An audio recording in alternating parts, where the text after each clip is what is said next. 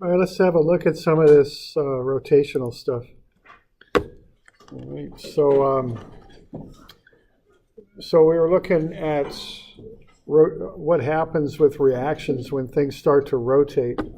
So we were looking at this this thing here. So we're looking at a beam on a pin joint there at A. Notice A is offset from the center of gravity. And then we got those two forces applied.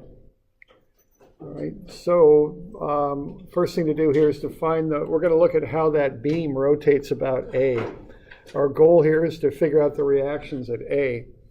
And they're going to be affected by the fact that the beam's rotating and accelerating as it rotates about A. So for that reason there, we want to find the moment of inertia of the beam about A. So we go ahead and do that. It's I sub g plus md squared. I sub g is 1/12 ml squared. Okay. So that's the first thing we want is the moment of inertia of the beam about A. All right, now the next thing to do here is to figure out alpha. And to get alpha, you just go sum of MA is IA alpha. That's a special formula. You can only use that when you've got rotation about a fixed axis. That's the only time you can use that formula, and that's what we've got, so we can go ahead and use it. So we found I sub A on the previous slide, and then we just do statics moments on the left and set them equal to I sub A alpha. All right, and what we get then is alpha is 0.132. So what's going on with this thing is it's rotating clockwise. It's also accelerating clockwise right now. So what we're going to do here is we're going to take what's happening to the center of gravity. That's the point that represents the whole beam as far as our analysis goes. So we're going to look at what's happening to the center of gravity as it rotates about A. So we can get a tangential acceleration of that.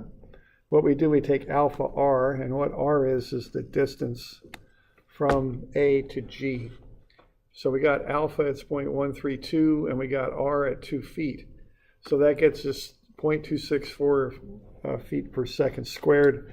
That's going up, okay, because G is coming around clockwise like that. So the center of gravity with respect to A is going up. And then we've also got a normal acceleration, omega squared r. We're given omega over there on the right. So what's going on there, you just square it and multiply it by that 2-foot offset distance. And that's 6.48. And that acts in from G towards A. Okay. So that's what we've got. So now we can get a dynamics free body diagram. So I've got all the stuff on there now. And what all the stuff is the loads, the two loads you're given, one on either side of the beam. And then the weight at G, and then the accelerations of G, okay? Because G, again, it's the reference point for the beam. It's where you put the accelerations, and it's where the point that you kind of analyze as it moves around A. And then we've got the reactions at A, just like we'd have in statics there. So I got RAY up, and I got RAX to the right, okay? So that's all the stuff on the beam. So we good getting to there? We doing all right? Okay. So what we're doing here is we're finding reactions, but these are dynamic reactions. So on account of that, what we need to find here is we have to consider the accelerations of the center of gravity. So, you know, with statics reactions, you just sum the forces and they're zero. But with dynamics reactions, we have to set some of fx equal to max, magx, and some of fy equal to magy. Did I bust that 0.264? That's a tangential alpha. Yeah, I don't have the right alpha on there. So why don't I get that fixed? I'm not sure why that happened, but it did. So let's see. I get that color right. 0.264, is it? Yeah, no, that's the tangential, 0.132, okay. The acceleration of the center of gravity is fine, but that alpha is not, okay. All right.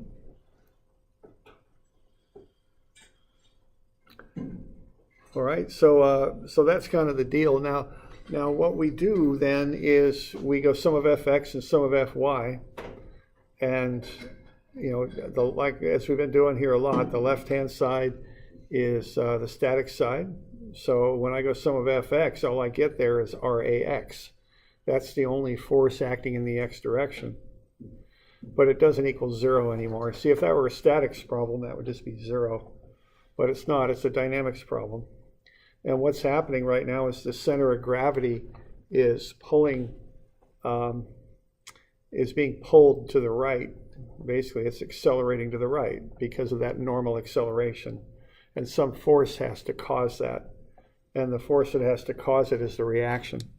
So if you look at everything going to the right there, what we got rax, and then we're going to set that equal then to the mass times the acceleration in the x direction. So rax is 242 pounds. So if you think of taking like a pencil or something bigger and putting it in your fingertips at the end and just letting it fall, I can kind of feel my fingers being pulled out as I drop this ruler that I'm holding in my hand. Okay, and if you take something heavy and do that, you can kind of feel that. Now what that corresponds to, if my fingers are being pulled out, it means my fingers are pulling the object in.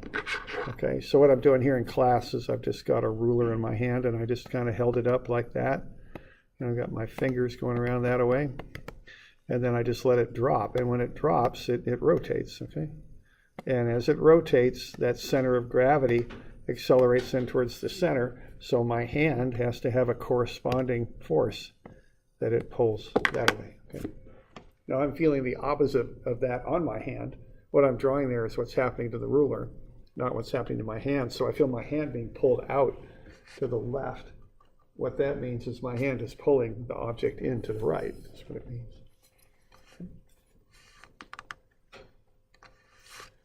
All right. And then similarly there, I just go sum of Fy is Magy.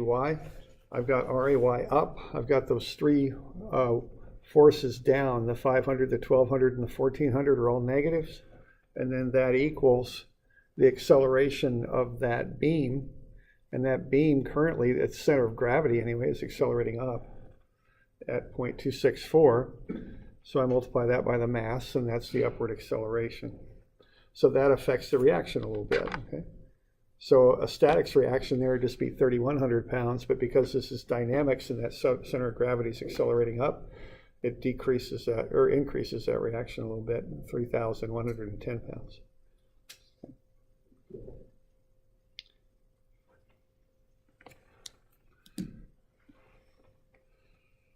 So we doing all right there? Why does the tangential acceleration go up? Tangential acceleration is up because it's the tangential acceleration of the center of gravity. And what's happening here is there's enough of a force on the right that's making that beam accelerate clockwise. So from the point of view of A, G is accelerating up because it's coming around clockwise. That's what's going on. Okay.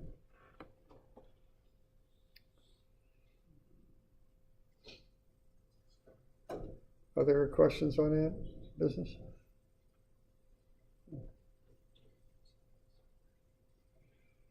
Okay.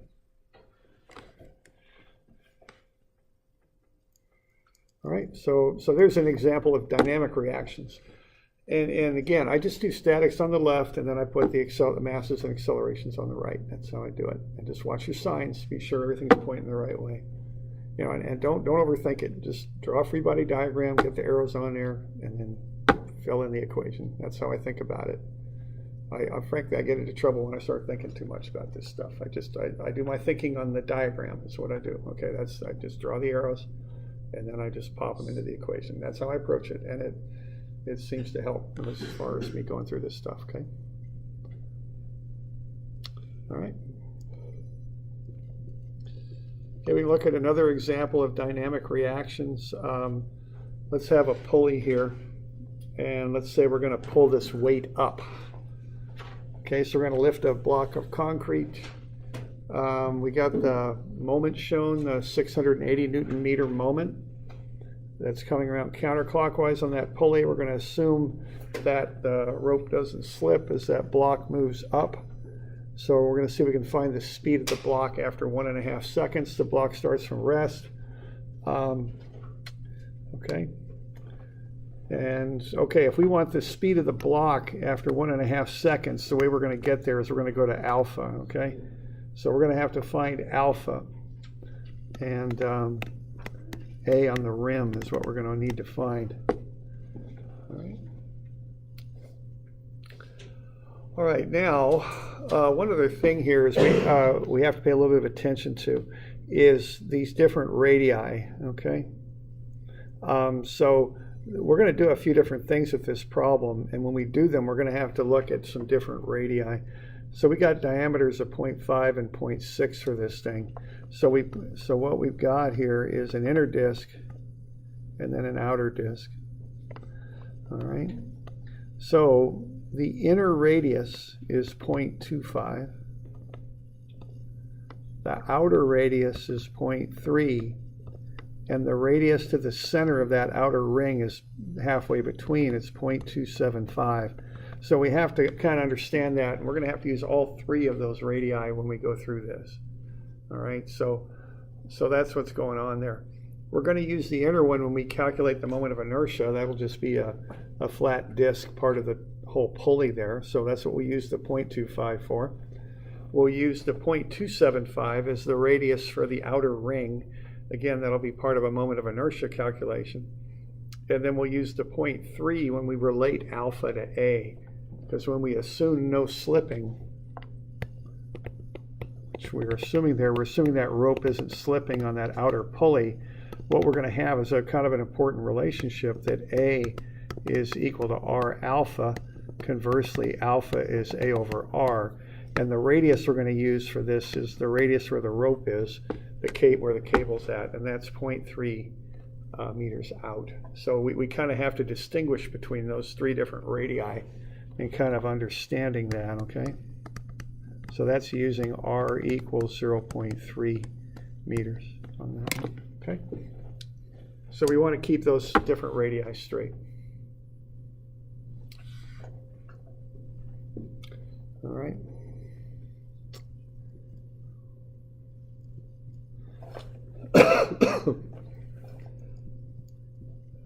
All right, now whenever you got something rotating, you know, quite often you want that moment of inertia.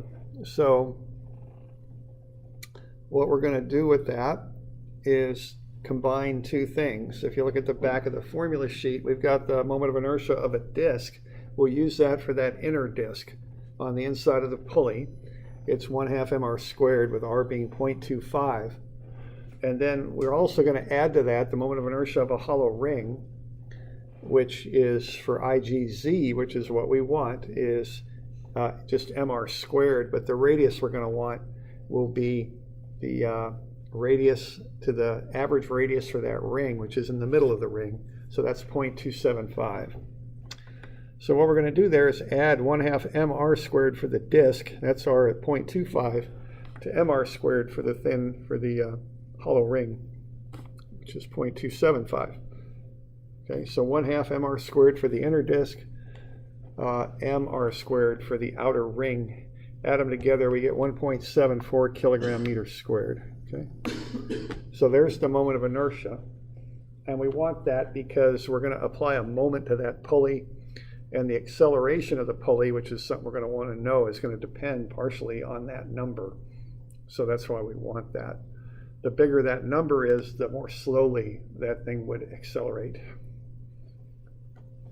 Okay, I've got some of that stuff here where I calculated, I did that on the other page, but there it is again for some of those ring radii. Okay.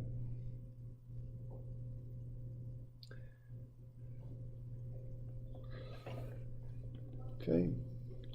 We're also going to do a bit of, force analysis here, of course. So we're going to want the weight of the pulley. Total mass is the mass of the disc and the mass of the ring, 30 kilograms. Multiplied by gravity, we get a weight, 294 newtons. Weight of the block is 210 kilograms times gravity, it's 2,060 newtons. Okay. And then also I have that relationship that I had up there just a minute ago on the other page, that if the rope doesn't slip on the pulley, the acceleration of the rope, which is the acceleration of that concrete block, is r times whatever alpha is for the pulley. So I can express that as a equals r alpha, or alpha equals a over r, and the radius that I'd use there would be the outer radius, because that's where the rope's at, okay, as you can see from the sketch. All right, so 3 different radii that we use, just depending on what we're doing with them, okay?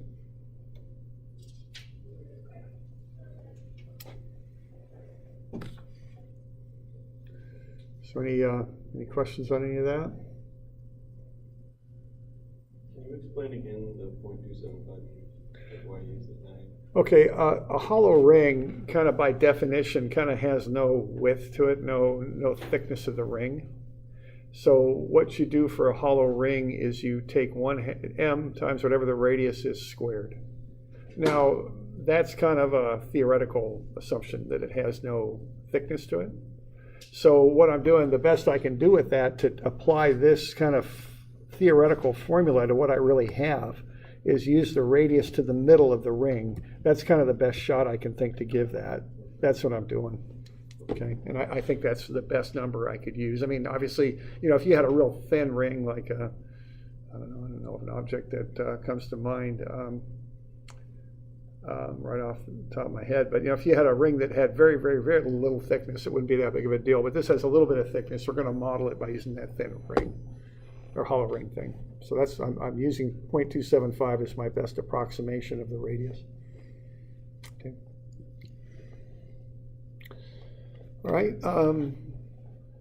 Okay, so let's draw up a couple free body diagrams. So how about one for the pulley and one for the block? So why don't you get those drawn up, and just include the acceleration. You know, these aren't they're not that involved. I mean, but we do want to kind of understand what's happening with them and get everything drawn and things going in the proper direction. So how about having a look at that, if you would.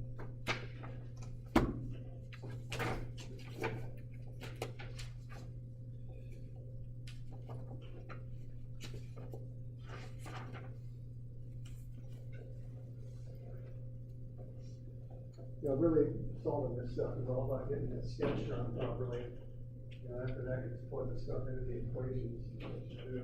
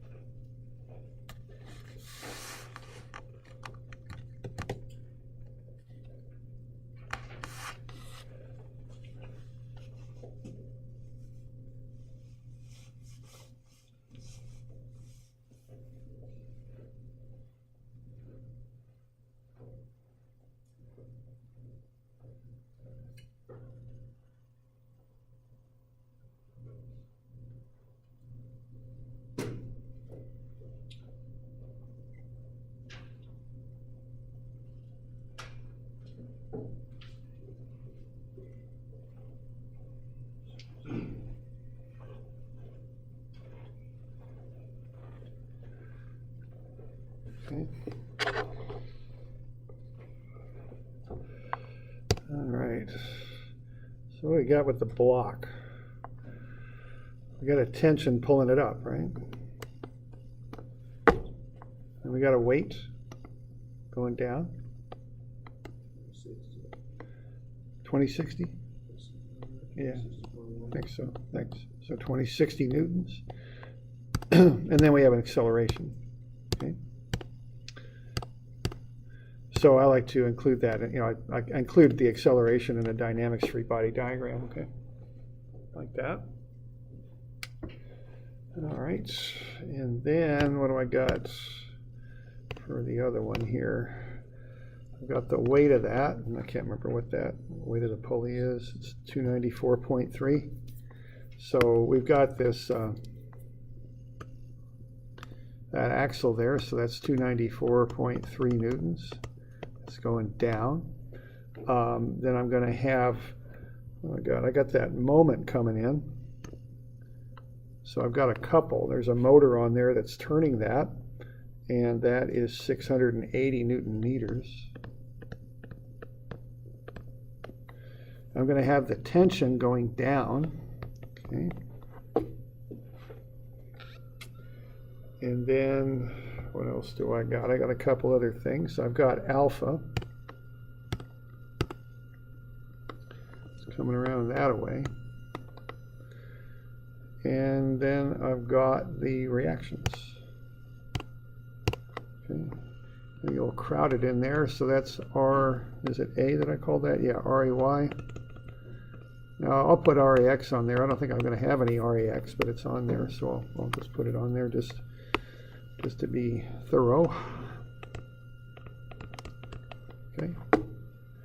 So that's what's going on with that pulley. Quite a lot going down. So we got the weight going down. We got a counterclockwise moment that's being put into it by the motor. We've got the tension pulling it back, and then we've got alpha, the angular acceleration, and then we've got RAY and RAX. Now, the immediate things we're going to have to deal with here are the tension and the acceleration. And the other thing that I kind of mentioned here, or just realize, is that alpha and A are not independent. A is equal to R alpha. So A is equal to 0.3 alpha. So that means, I think it's 3.33 A is equal to alpha, I think. Sounds about right. Okay. So we all right with those?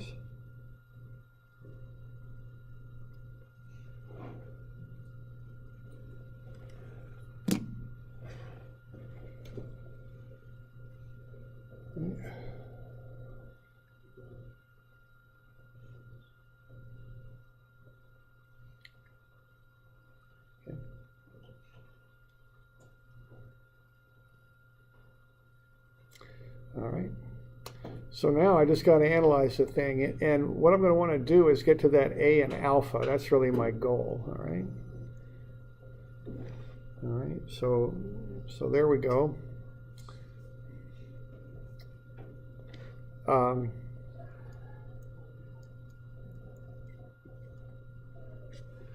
right. So I can do this two different ways. Now, one way I can do it is I can work with these two independent free body diagrams. And for my pulley, I'll go sum of MA is equal to I sub A alpha. Now, I sub A is I sub G for the pulley. They're the same thing. So what I got on there is I got 680 Newton meters, positive, counterclockwise, minus the radius of 0.3 times the tension, minus, because that's clockwise, it's going back the other way. So that's the static stuff. For the dynamic stuff, I got 1.74 kilogram meters squared. That's I sub A. And then alpha. But I really want to solve for is A, not alpha, because I want to get to the speed of the block. So I'm going to express alpha as A over 0.3. Okay. So when I run those numbers, I get 680 minus 0.3 T is 5.8 A. And then I go ahead and get an expression for T. Okay, so I'll subtract 680 from both sides. So negative 0.3 T is negative 680 plus 5.8 A, and then I'll divide through by negative 0.3, and I'll get T is 2267 minus 19.33 A. Okay.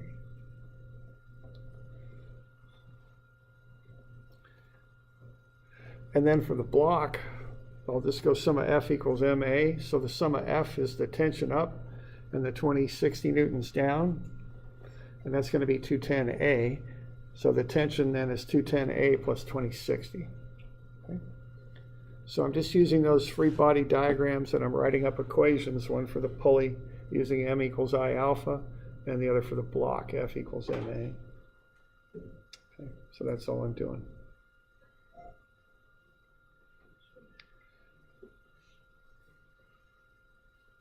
You got any questions on that? Okay.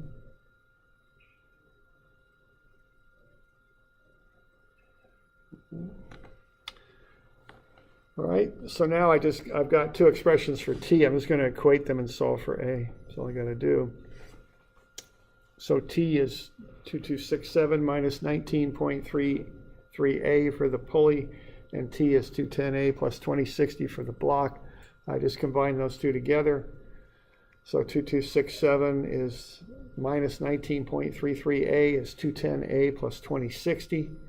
Subtract 2060 from both sides and add 19.33 to both sides, and I get 207 is 229.33a. So a is 0.901 meters per second squared. So that's the acceleration of that block upwards.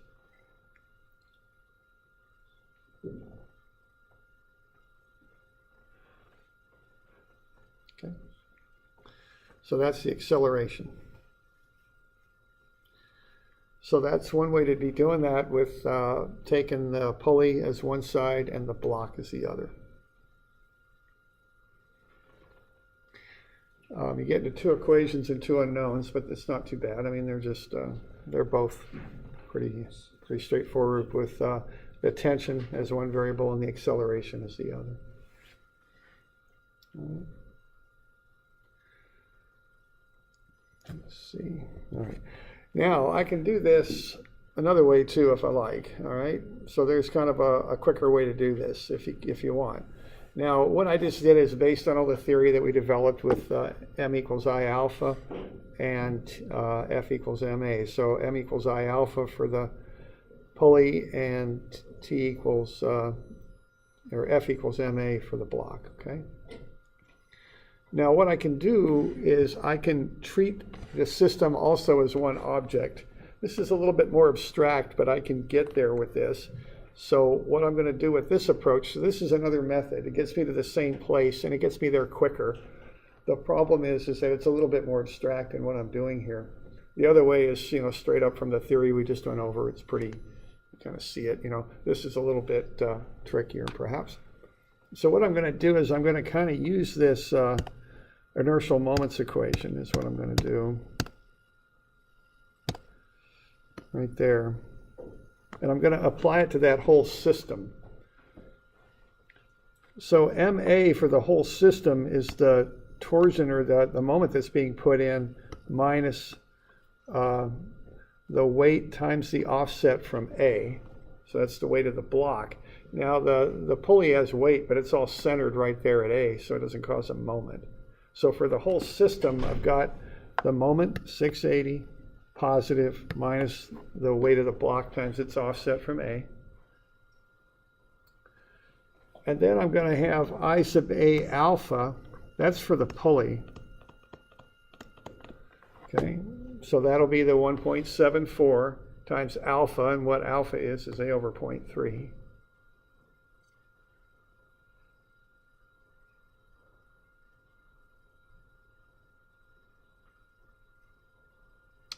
All right, so I've got that. Now, this is a little bit subtle here. We got to pay a little bit of attention to this. Alpha is coming around counterclockwise, so that makes this expression positive, okay? Because that's going counterclockwise. That's why it's a positive. And then I'm also going to account for the block, okay? Now the block has a mass, it's got an acceleration, and it's got an offset distance. By putting all three of those things in there, I get an inertial moment, which matches how I'm setting up the other stuff. Everything in this equation is a moment. So I gotta make sure that all the stuff in that equation makes a moment. So I got a mass, I got an acceleration, and I got x bar. Okay. Okay, so what I'm doing there, I'm taking the mass of the block, the acceleration of the block upwards, and then the offset distance from A to the block, which is 0.3. Okay. And then I don't have any x acceleration, so that last term just zeroes out. Now the thing with this deal with the block is, see, it's accelerating upwards. And if I extend that up and around the pulley, that's counterclockwise. So that's a positive also.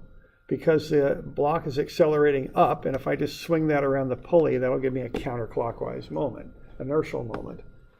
So pay a little attention to that, because see, the inertial moment of the block is counterclockwise, so it's positive.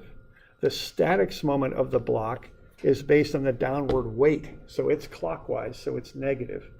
So you got to pay a little attention to the signs on this, okay? When you're on the right-hand side of the equation, you're using the acceleration vectors to get direction. That is accelerating up. Okay, so when you combine the upward acceleration with the offset, that comes around like that, okay? That's what it does. And then you can run the numbers on this, 680 for the moment, the engine torque, you might call it, or the moment coming out of the motor, I guess be motor torque. And then minus the weight times the offset on the left, 618. And that equals I alpha, 5.8a, and m agy x bar, which is 63a. And you combine all that stuff together, and you get the same acceleration as before. So you can do it either way, okay?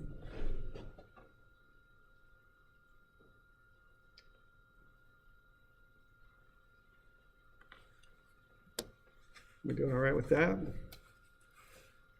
So this way, I don't know, might be a little bit more abstract in how you approach it, but it gets you the answer and it's quick. There's no two equations and two unknowns. You just set the thing up and solve for A. See, by creating the system as the pulley and the block, what we've done here is we're eliminating the tension from the equation. Okay? So it's a simpler setup. All right. Now the other method is maybe a little bit more theoretically clean. We're breaking it up into two separate objects. We're going some of them as I alpha for the pulley and F equals MA for the block. So this stuff is, I think, a little bit easier to see how to set all this up. But the disadvantage is you get the two equations and the two unknowns. You pick up the extra variable of tension. Okay. Although if you want to know what the tension was, this is how you'd have to proceed with it. So you have to look at it. It just depends on what you're comfortable with and what you want to know. Okay. All right. All right, and then to finish the thing up, you just use V as V0 plus AT to get the velocity. All right.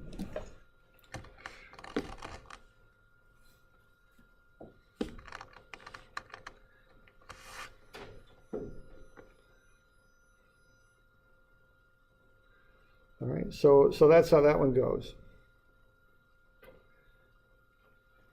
Now you can find the reactions at A also if you like. I mean, you could do that just by looking at the static stuff on the left, which would be the weights and reaction, and then the dynamic stuff on the right.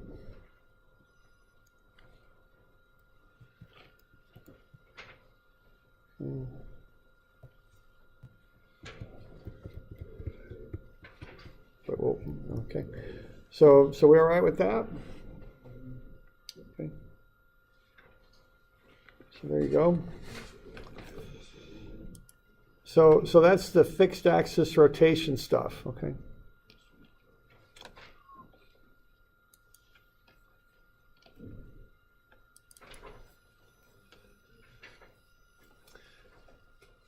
So what we've done here so far is we're doing the general kinetics, okay? We've done translation, and we just did fixed axis rotation. And then let's have a look at the last thing here, which is just general motion in a plane. Okay.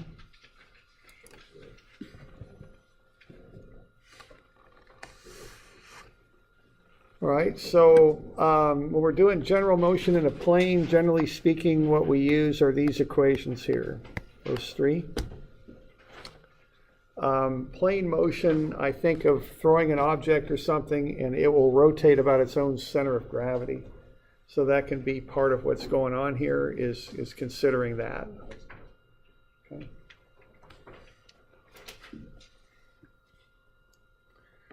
Now, a couple of things with this. So I'm back on that page 690, I think, maybe not. No, 670. We got to start looking at wheels here because we'll start analyzing wheels and how they move. So let's have a look at a couple of things.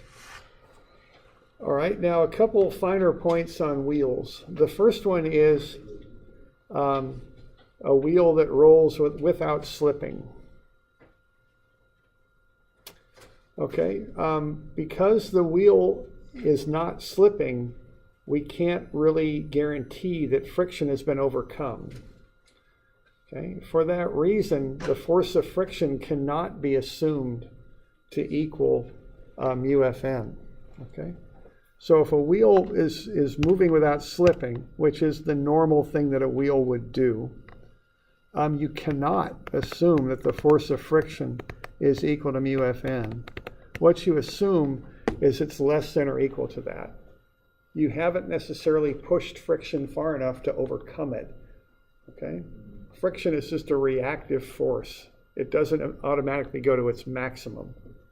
So the force of friction maxes out at mu equals Fn. If you take a block and just push it across the road or across the floor, you'll overcome friction because you're pushing the block and making it go across the surface.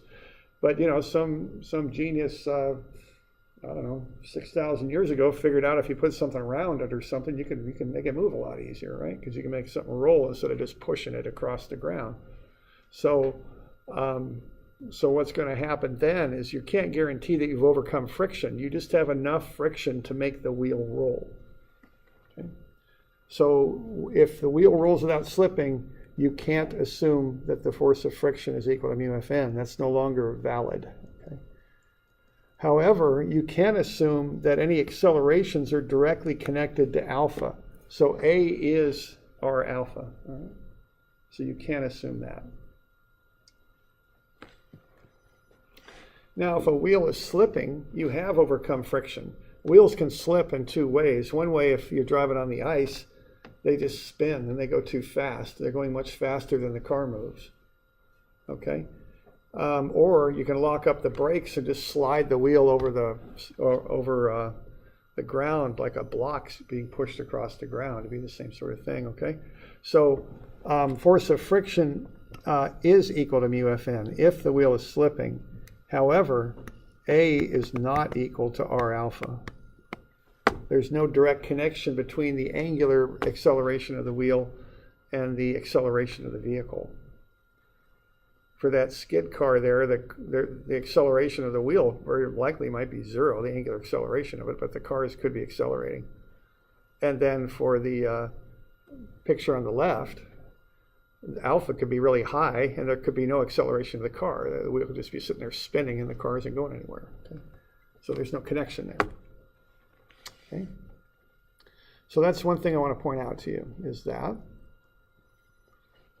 And then the other thing I'd like to point out to you is the difference between two kinds of wheels. And I don't think this is really covered in a book anywhere.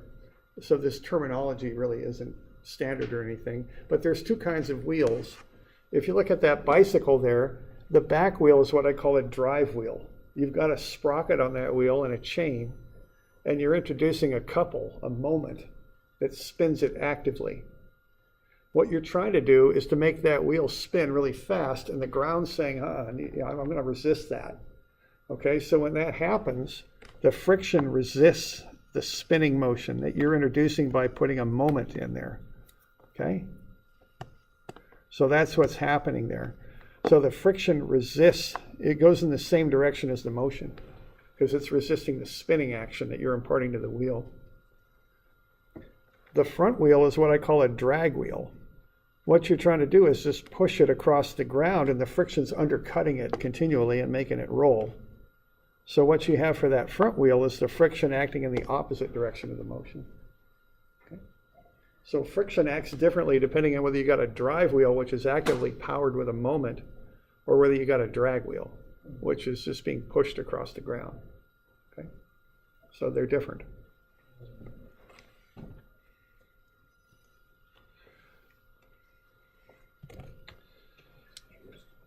All right, let's have a look at one example here. Maybe we got enough time for this. So let's take a rod that hangs up from a collar, and let's apply a force at the collar and move the rod, okay?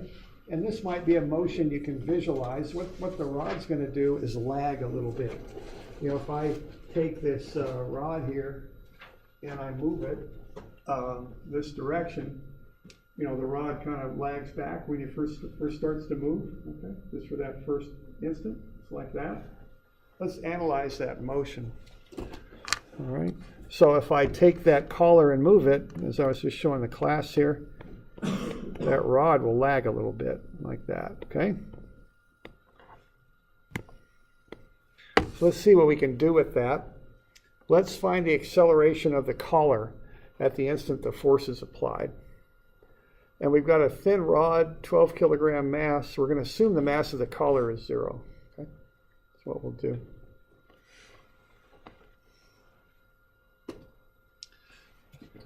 All right, so I'm on 760 is where I'm at. All right, so what we want to do here is get the moment of inertia of the rod. And I'm going to start with the moment of inertia of the rod, and I'm going to get its centroidal moment of inertia is 1/12 ml squared. That's through an axis through the centroid. I could use either the X or Y formula, because I'm in the middle of the rod coming out perpendicular or normal to the rod, so either X or Y would work. Okay, so I'm looking at an axis like that, which is parallel to this axis here, okay, coming out of the page. So that's 1/12 times the mass, 12 kilograms, times the length squared. So that's 0.36 kilogram meters squared. So that's the moment of inertia about the center of gravity in the rod. Okay.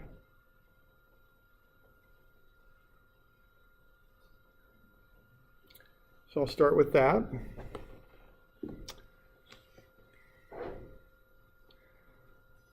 All right, and I'm applying a 24 Newton force there. So let's just throw F equals ma at it, okay? And that's going to be a pretty simple exercise here, nothing much to this. I'm going to go F, and that's going to be 24 newtons. Call that positive. And that's going to equal ma. And that is, what, 12 kilograms times A, right?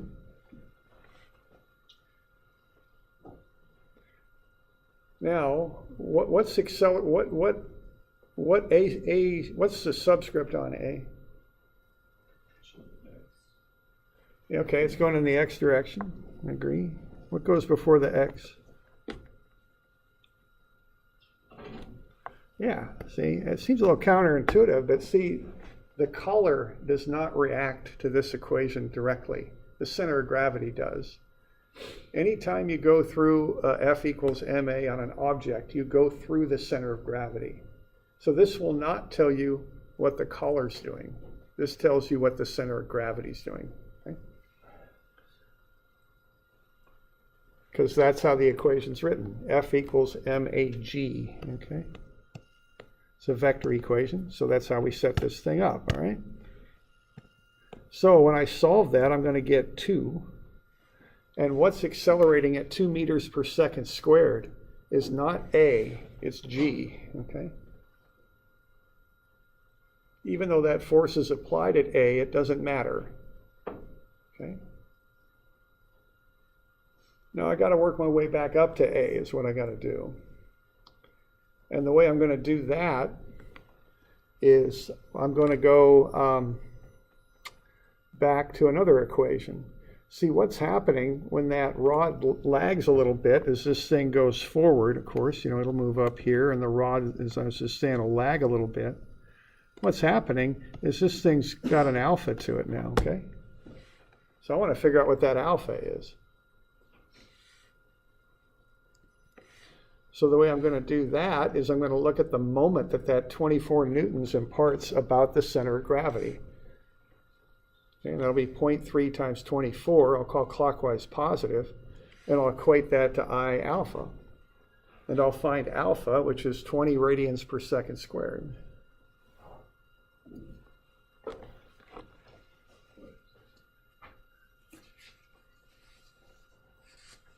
Okay.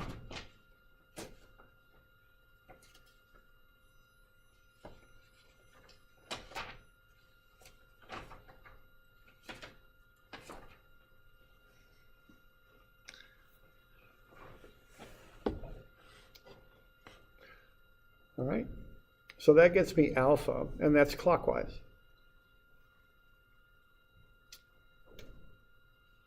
So now I can put that together, see, and I can use relative acceleration to work my way back up to A. So the important point here is this thing here. This goes about the center of gravity is what it is. That's what you get out of that. That's telling you A sub G is 2. As it turns out, A sub A is more, okay? So what I would do then is to find A sub A is take A sub G plus A sub A with respect to G. And A sub A with respect to G has two components, potentially a tangential and a normal, but we're looking at just when the motion just starts. So the normal will zero out because omega is 0. So to get A sub A, I'm going to take A sub G, which is 2I, and I'm going to plug in alpha R. That's the tangential acceleration of A with respect to G, and that'll be 6. So the total acceleration of A right now is 8I.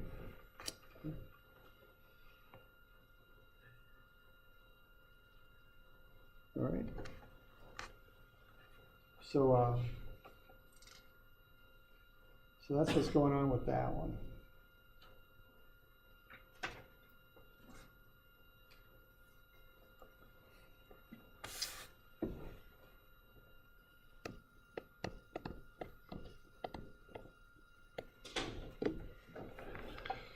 All right, so that's some fixed axis rotation stuff, and then a little bit of plane motion stuff. We'll get into some more plane motion stuff next week. I'll get you some of these to work on. Now, these are going to take a little time. I'll probably post keys for these because these are a little bit tricky, these, okay? So, and we'll start on these on Monday going over them just to be sure that you understand them, okay? So we'll start going over them on Monday, and we'll see how long that takes. It typically takes a little while to go through these. So these will be, you know, give yourself a little time on these. I'll post something in Moodle. You could kind of check your work on it if you like, okay? All right. And so Wednesday is the 13th, I think.